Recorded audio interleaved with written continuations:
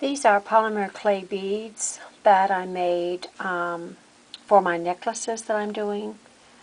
I created the beads. Some are face beads that I created using the technique of making a face bead. I actually originally made a face bead necklace. I made two of them, so I broke one apart and redid the beads. And as you can see, they're done with copper wire. I really use a lot of different kinds of wire, and I just discovered how to do decorative coiling, so I'm just playing around with that. I'm not real sure what I'm doing. I have a book, but I'm not really going by the book. I'm just really just using the tools and playing with the wire. It's a lot of fun, and it really creates an interesting bead, of which I will then incorporate into my jewelry pieces. And this is one of my jewelry pieces that I'm working on now, and it's a face of which I used another face to embed into the clay to create the impression. I'm doing kind of a face series, so I've done several faces, all completely different. One face I have sold already. This is done with polymer clay and creating texture with the polymer clay, some beads, some repurposed jewelry, a pin I think I had of a butterfly, I broke it apart, some computer parts, some, let's see, a piece of, I think it's a piece of storm glass that I found at one point, and some screws from the computer. I believe there's, I don't see any watch parts, but usually I use a lot of watch parts. I use watch parts in my work as well. But this is a necklace that I'm doing that I'm finishing by beading. So this will be ready to sell. I'm putting together a series of different pieces that I'm doing. And here is some other, my other work that I'm also doing. I'm doing a face. This is a face that I did using, I guess it's a sink drain, some kind of a sink drain thing that I just thought was interesting, and I used it to build the polymer clay face on, and then I used jewelry pieces as well as computer parts and watch parts. And I just think it's, oh, and I used Pearl-Ex too. The Pearl-Ex had created the different aging effects that I love. And I also used rusting solution. Rusting solution is again something that I use for aging my pieces. And I also have, I did one that is actually made from using resin. I use resin to create the bead. Inside the resin, I collage different kinds of things. There's watch parts and like a jewelry piece, and even one of my designs that I did on paper. I actually collaged the paper in the resin and let it just harden and create an interesting bead. And also built onto, I believe this was built on a lid, just a ceramic lid that I had, and I built the polymer clay on the lid, and then I incorporated different kinds of things onto the piece. I use different texture tools to create texture, including I use a lot of earring pieces to do texture, to give texture.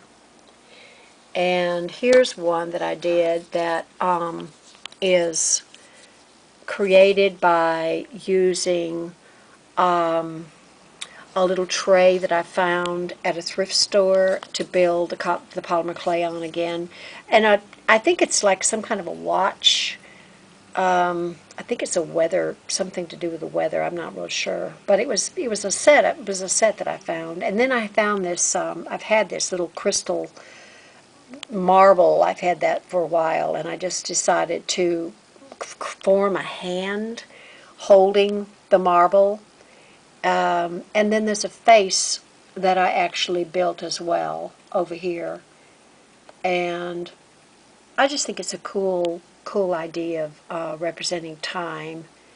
And the crystal, I guess, could be symbolic of the future, the crystal ball looking into the future and seeing time. And so it makes a statement about time and the earth, and how it's important for us to do something before it's too late. So it is a statement. This is a face that I did that is built on polymer clay again. This was actually a face that I formed, and then I created texture, and then I used computer parts and a pen that somebody gave me that I didn't wear. It was too glitzy for me, so I didn't wear it really, but I used it. I actually broke it apart and used it to create a kind of a headdress for the face. I used Pearl-Ex, and I painted the face black. I painted the whole thing black and put metallic paint on that, and then used I think it was Rub and Buff, as well as nail polish, iridescent nail polish. That was really cool to give that kind of that effect on her face. And then this one is a piece that I did. Again, it's a polymer clay piece, and I built the piece, and then I embedded a piece of my fused glass I had done at one point. I really like fused glass, so I use it as a jewel because I think it's a really cool jewel. I mean, it's not just glass, but it's actually a jewel. This was done with various kinds of things that I collaged into the jewel and then fired, and so that's my fused glass. But I kind of think it looks very ancient, like something the Queen would wear in a movie that I just saw, Marie Antoinette, and I think that she would probably have worn one of these pieces. This is also done on a tray, like a little kind of a little tray that I found again at a thrift store, and it's just a little shell tray. I don't know what it is, maybe a candy dish or something. But the little jar that seems like a little bottle was actually a tree ornament. That when I took the tree apart and I took down the tree ornaments, I saw that this little tree ornament, which was like a little glass ornament, created, really, it looked just like a little bottle to me. So I kept it, and I thought someday I'm going to use that. And I have used it in this this piece because I think it kind of looks like a little vase. And when I baked the glass in the clay, it had this really interesting aged effect, even just, it aged by itself. And the butterfly was from some charm that I got at Michael's, I believe, and I thought it was a cool thing. And again, I used lots of different kinds of things in my pieces. And as you can see, the little bottle looks like a vase, I think. And then the foundation I built this on, I painted black, and then I used a lot of metallic paints to create the aged effect and make it less glitzy. And this piece, I again used something I found at the thrift store. I had a face that I'd already done. I think it was a paper mache face, and I put clay over the paper mache, baked it, and then I built textures. The texture on, if that was her hair, is actually something that I created by using gold, gold foil into the clay, and it has this gold looking look to it. Again, this is computer parts and jewelry parts and watch parts, all kinds of different kinds of things too that I added to the face.